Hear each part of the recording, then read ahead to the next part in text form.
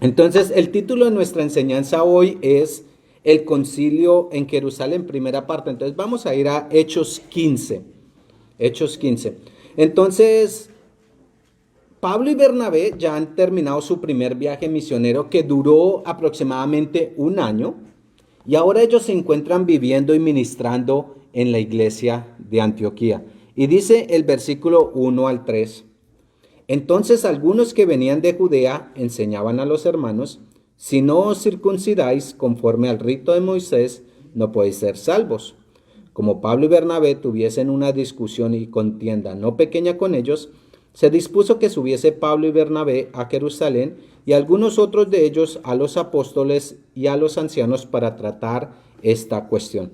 Entonces, hay algo que a muchas personas les queda difícil de aceptar o entender y es la doctrina o la enseñanza de la salvación por medio de la gracia. El evangelio, la verdad. ¿Y a qué me refiero? Mire, que la salvación es un regalo de Dios. Nosotros no podemos hacer algo para hacernos merecedores de esa salvación. ¿Y por qué es tan difícil de aceptar? Bueno, porque las personas la verdad quieren el reconocimiento, las personas quieren sentirse que son merecedoras de la salvación o que por sus medios ellos pueden llegar a la salvación, que hay algo bueno en ellos y que eso mismo bueno que hay en ellos es suficiente para alcanzar esa salvación. Y por esto siempre quieren añadir a la salvación. Algunas personas dicen que eso extra es el bautismo. Otros te dicen, oh, pertenecer a esta iglesia te asegura la salvación. Otros ponen añadir buenas obras. Oh, si tú haces buenas obras, pues, te asegura la salvación. Algunos se van a lo espiritual y te dicen, oh, hablar en lenguas. Eso es lo que en verdad va a hacerte salvo. Es como que se añade la parte humana para poder alcanzar la salvación que es divina y espiritual y solamente Dios la puede dar. Bueno, cuando pensamos en esto y vemos los versículos que acabamos de leer en el capítulo 15, nos damos cuenta que en los primeros años de la iglesia, este fue un tema que se tuvo que tratar. Salvación por gracia o salvación por medio de la gracia, obras más la ley. O podemos decir Jesús o Jesús más lo que tú quieras colocar, igual salvación. Entonces vemos que aquí en la iglesia de Antioquía llegó un grupo de judíos y empezaron a enseñar a los hermanos que si ellos en verdad querían ser salvos, tenían que circuncidarse y guardar la ley. En otras palabras, ellos empezaron a enseñar otro evangelio. Y hermanas, mire, esto es muy peligroso. Gálatas 1, del 8 al 9 nos dice lo siguiente. Mas si aún nosotros o un ángel del cielo os anunciare otro evangelio diferente del que hemos anunciado, sea anatema. Como antes hemos dicho, también ahora lo repito, si alguno os predica diferente evangelio del que se habéis recibido, sea anatema. Quiere decir, sea maldito. ¿Cómo sabemos que estos hombres estaban enseñando otro evangelio? Es una buena pregunta. Y lo voy a explicar con un ejemplo para que sea más claro de cómo es el evangelio y qué fue lo que hicieron ellos. Digamos que tú no eres un judío, sino eres un gentil y escuchas por primera vez el evangelio de boca de Pablo, el cual dice esto: tus pecados han creado una distancia entre usted y Dios. Su pecado, de hecho, lo ha hecho enemigo de Dios. Usted está perdido sin Dios y lo único que le espera a usted es un distanciamiento eterno de Dios en un lugar llamado el infierno. Y usted diría, wow, pero ¿hay alguna esperanza para alguien pecador como yo? ¿Hay alguna esperanza para una persona como yo?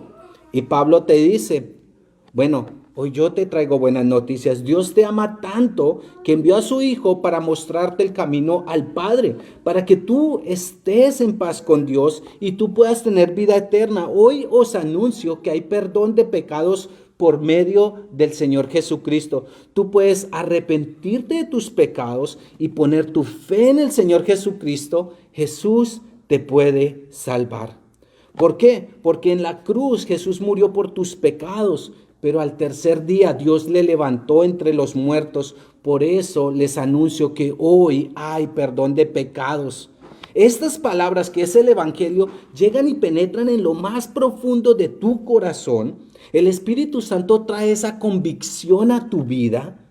Tú caes de rodillas y dices, mira, yo creo que Jesucristo resucitó entre los muertos. Creo que Jesucristo es el único camino. Me arrepiento de mis pecados. Confieso que Jesucristo es mi Salvador. Tú te bautizas, empiezas a vivir una vida para el Señor, te apartas de tus malos caminos y muestras que en verdad tu vida, Dios la ha cambiado, que el Espíritu Santo en verdad habita en ti. Pero ¿qué pasa después? Viene un grupo de hombres y te dicen, oye, ¿y tú eres salvo? Y tú contestas, sí. Y ellos te dicen, ¿por qué? Y tú contestas, bueno, mire, entiendo que mis pecados me habían alejado de Dios, pero por medio de Jesucristo pude tener perdón de pecados. Así que me arrepentí y mi vida ahora la vivo para Dios. Paso tiempo en la palabra, paso tiempo en la oración, me congrego, le doy la gloria y la honra a Dios por lo que Él hizo por mí. Y ellos te dicen, bueno, la verdad es que tú no eres totalmente salvo. Y te preguntas, bueno, ¿y cómo así? Y la respuesta de ellos es, bueno, lo que Pablo te dijo es que para que tú verdaderamente seas salvo, tú tienes que circuncidarte y guardar o vivir bajo la ley. Si usted se pregunta qué es la circuncisión, circuncisión literalmente significa cortar. Se trata de un proceso en el cual se corta el prepucio del miembro del varón. No voy a dar más información, ya sí. Entonces, esa era la señal del pacto que Dios hizo con su pueblo. Génesis 17:10 nos lo dice de esta manera, mire, este es mi pacto que guardaré entre mí y vosotros y tus descendientes después de ti. Será circuncidado todo varón entre vosotros. Ahora, si usted está acá y es un varón, un hombre, y no se ha circuncidado, tranquilos, después del servicio, no se asuste, mire, como varón, dele muchas gracias a Dios por este capítulo 15, es mi favorito, uno de mis favoritos, pero no tenemos que pasar por eso. Entonces, estos hombres enseñaban que cuando usted cumpliera con estos requisitos, entonces verdaderamente sería salvo. De pronto usted ha escuchado esto de algún pastor o un líder o una iglesia o casi lo que más nosotros llamamos una secta, por decirlo así, de, si usted no pertenece a nuestro grupo, usted nunca va a poder ser salvo. Si usted no hace lo que le decimos, usted nunca va a poder ser salvo. No sé cómo se ha sentido cuando usted tiene esas personas. Pero ¿cómo sabemos que estos hombres predicaban o enseñaban otro evangelio? ¿Y cómo usted lo va a descubrir?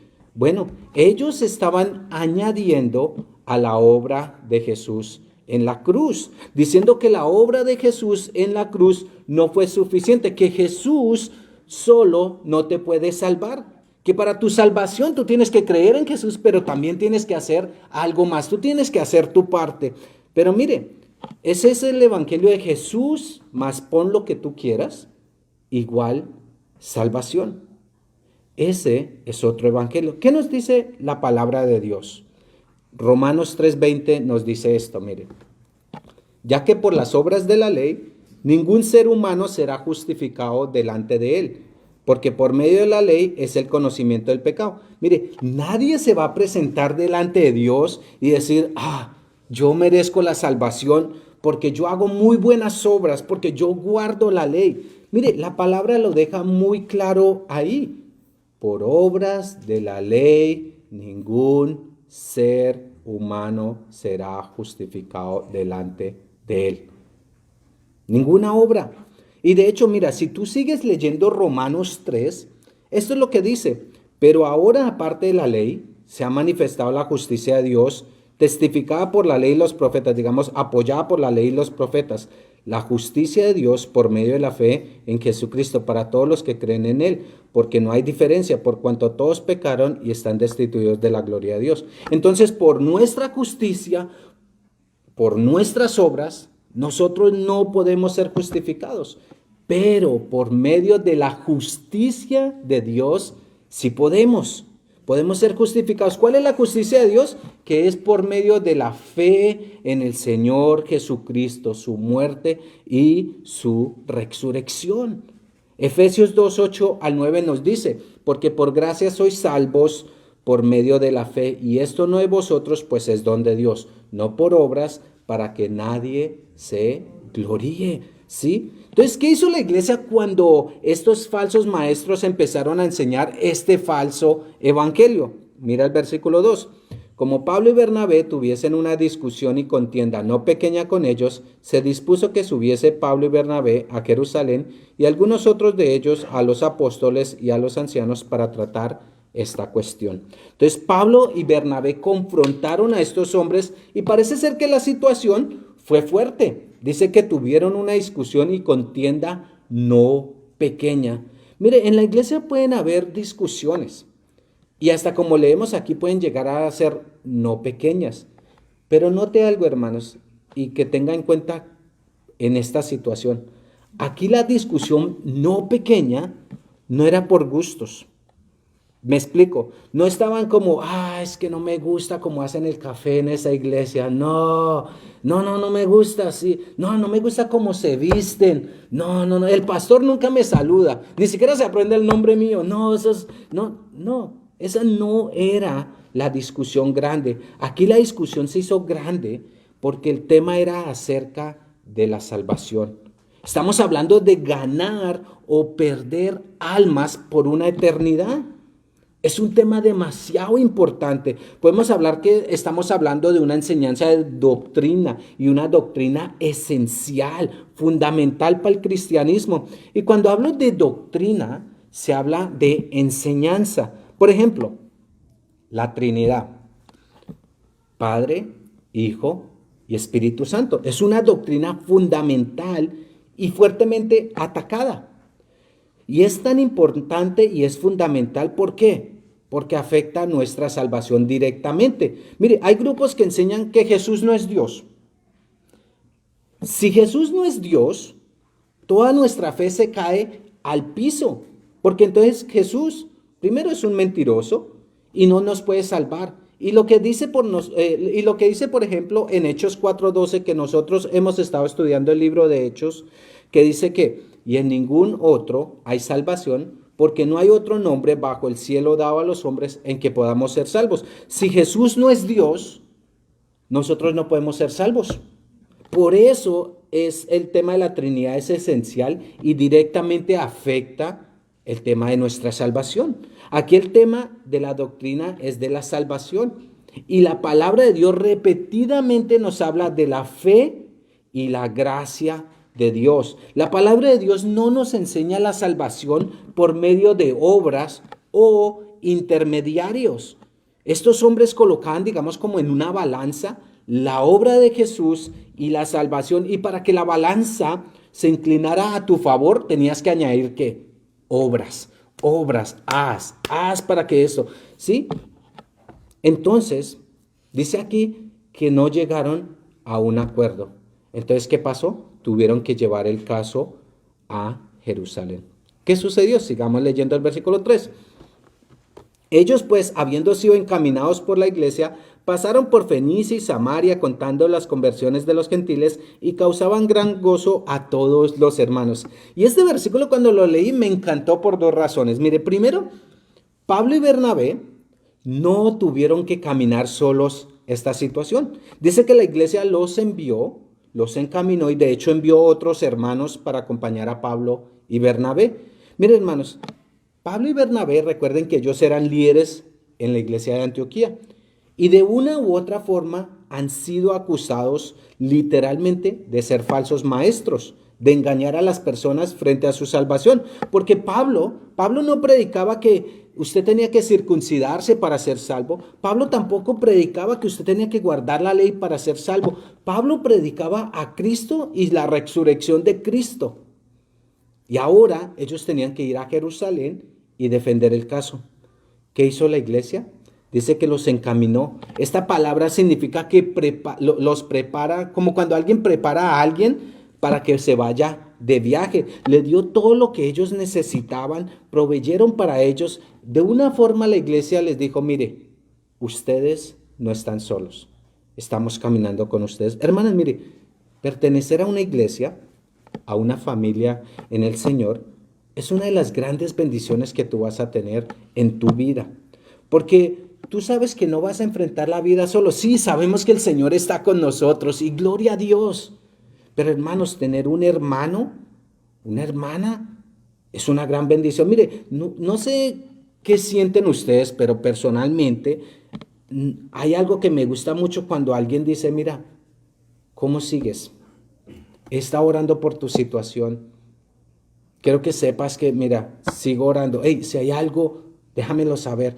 No sé qué sienten ustedes. No sé si alguien, si usted ha tenido la oportunidad de tener esa persona que está orando por usted. Pero personalmente es una alegría y un gozo que uno dice, gracias Señor, porque no estoy caminando solo. Y eso fue lo que hizo la iglesia. Y eso es una de las bendiciones de pertenecer y estar en una iglesia. Segundo, cuando Pablo y Bernabé pasaron por Fenicia, dice que ellos empezaron a hablar de las obras que Dios estaba haciendo con todos los hermanos y causó gozo. Mire, Pablo y Bernabé, de nuevo, han sido acusados de ser falsos maestros. Tuvieron una gran discusión en la iglesia con estos hombres que vinieron de Jerusalén y ahora ellos están de camino a Jerusalén para presentar el caso. Si tú fueras Pablo o Bernabé, ¿qué harías en el camino? De pronto usted empezaría a pensar, ¿y cómo me voy a defender? ¿Y qué voy a decir? ¿Y qué voy a decir en contra de esos hombres? ¿Y si los de Jerusalén se alían con los de Jerusalén?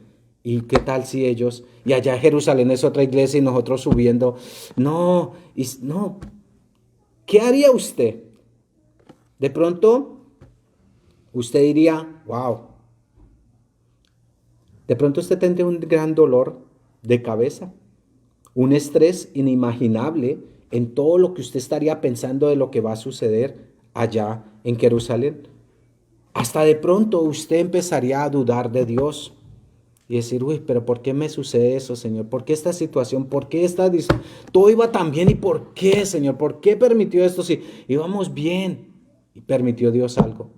Pero entonces usted estaría pensando así. ¿Pero qué hizo Pablo y Bernabé de camino a Jerusalén? Ellos empezaron a hablar de las maravillas de Dios.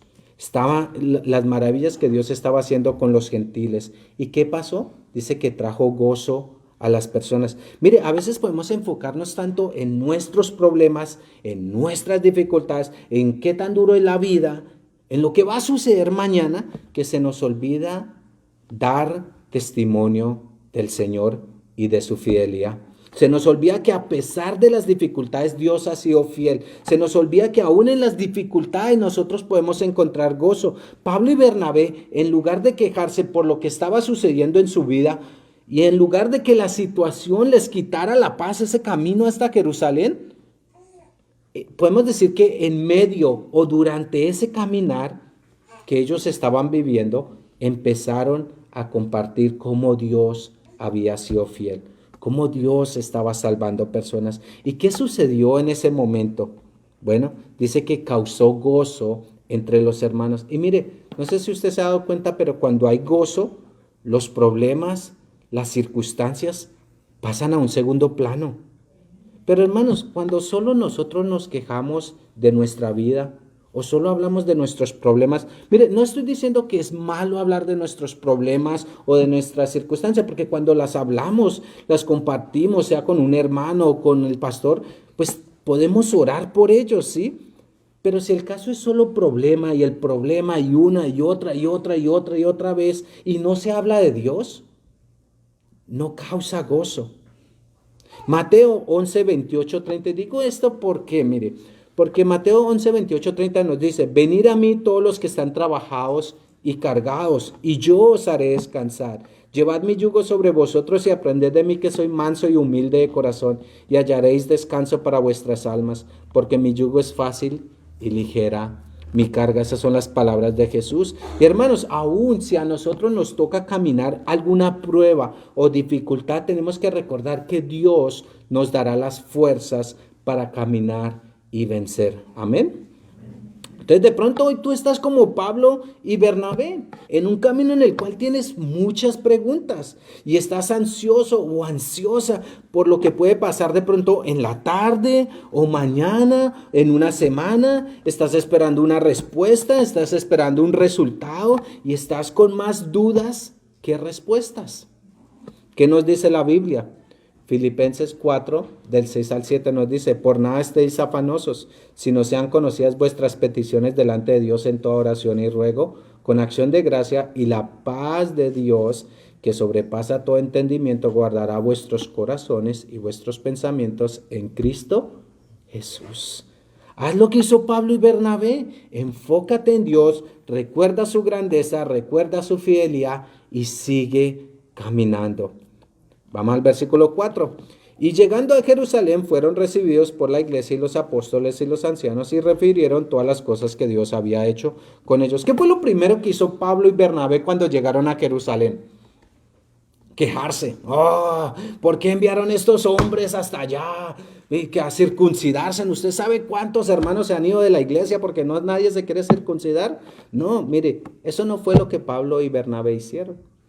Lo primero que hicieron fue contar todas las cosas que Dios había hecho con ellos. De nuevo, el enfoque no era ellos y su problema. El enfoque fue Dios y tiene que ser siempre así. Esto nos lleva a preguntarnos, ¿estoy enfocado más en dar a conocer a Dios, que las personas sepan quién es Dios, lo que Dios ha hecho en mi vida, cómo Dios está obrando en medio de otras personas, de exaltar el nombre de Dios?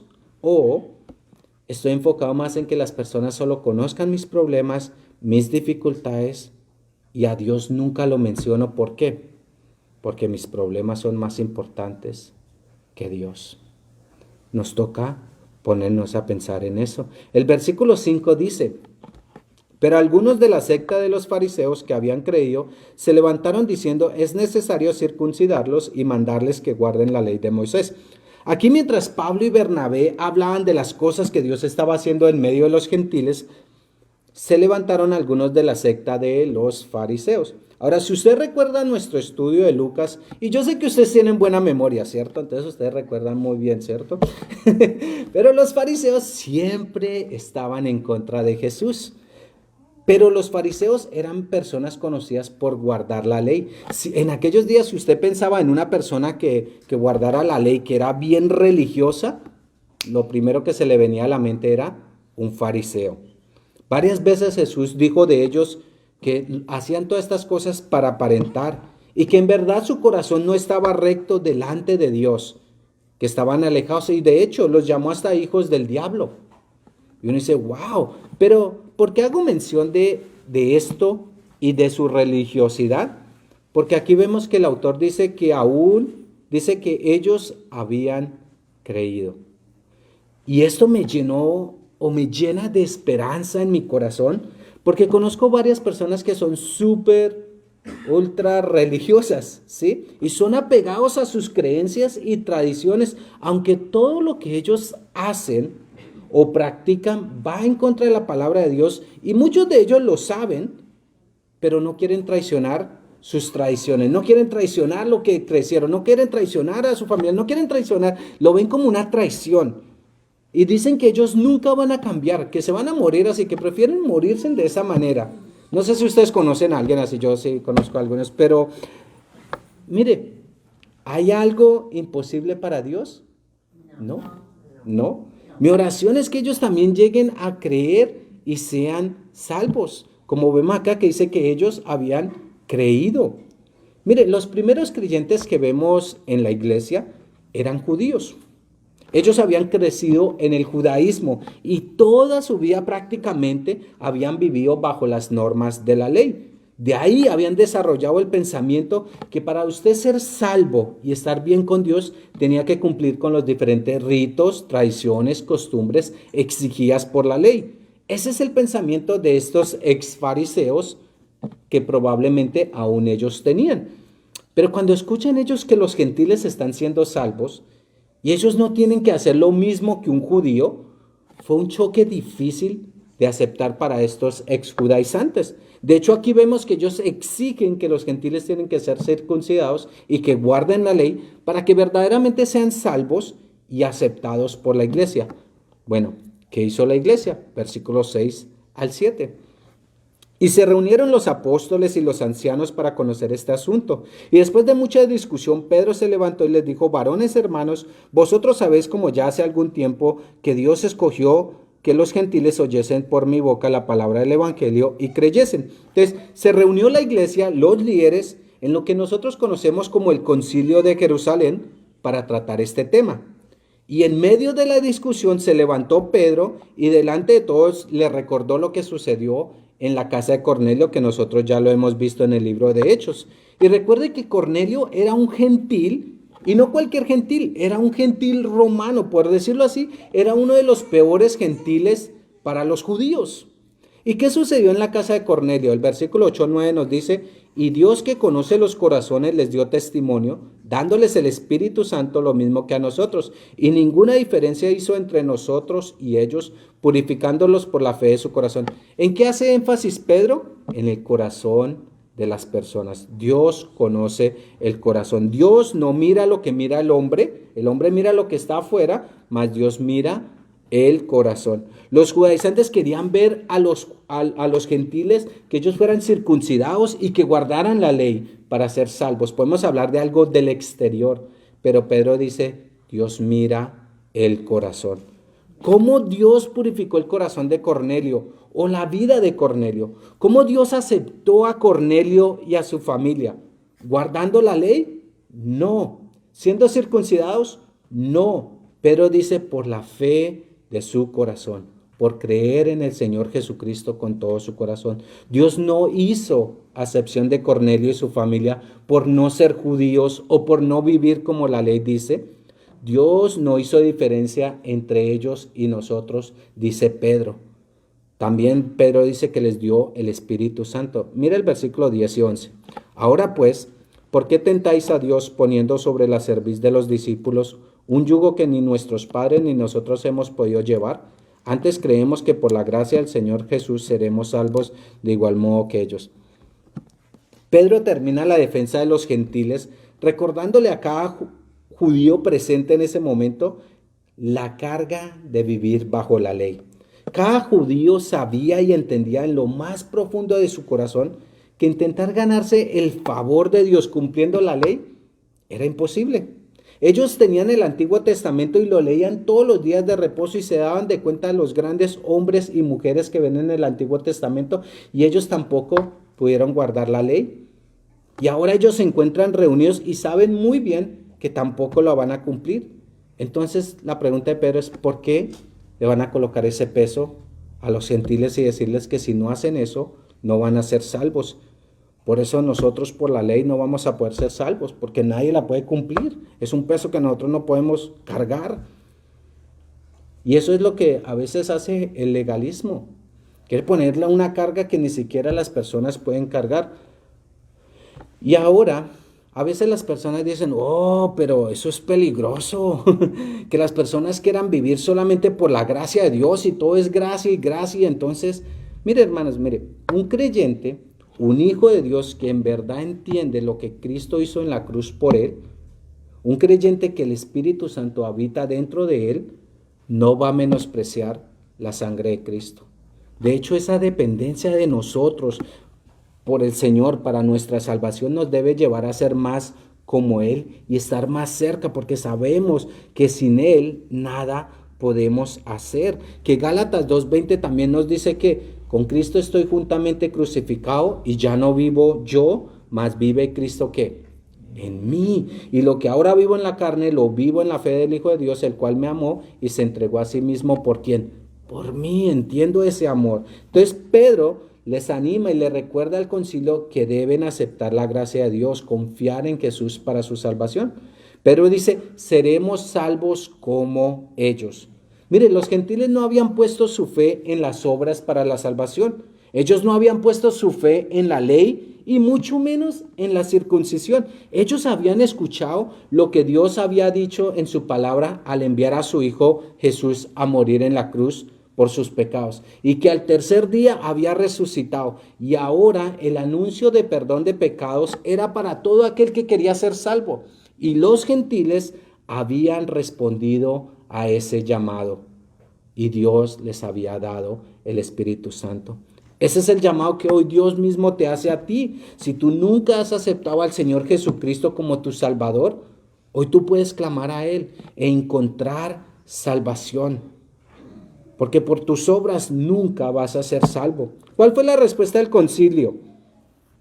Dice, entonces toda la multitud cayó y oyeron a Bernabé y a Pablo que contaban cuán grandes señales y maravillas había hecho Dios por medio de ellos entre los gentiles.